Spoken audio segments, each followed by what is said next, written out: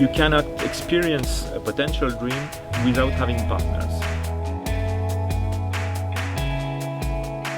Contest is proposing a single design, an original design, but you can adapt your own needs to the different options.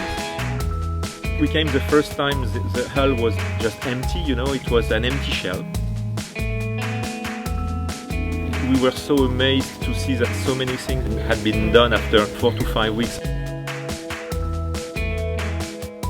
You are also discussing about what fabrics, what material, what questions, all the details which are making the design from outside coherent inside.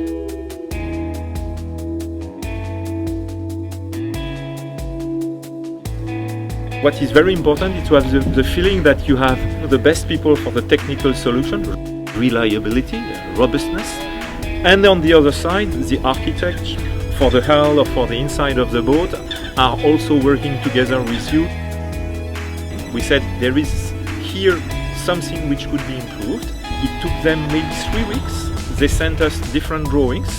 They listen, they think, and they act. In fact, you feel really part of the story.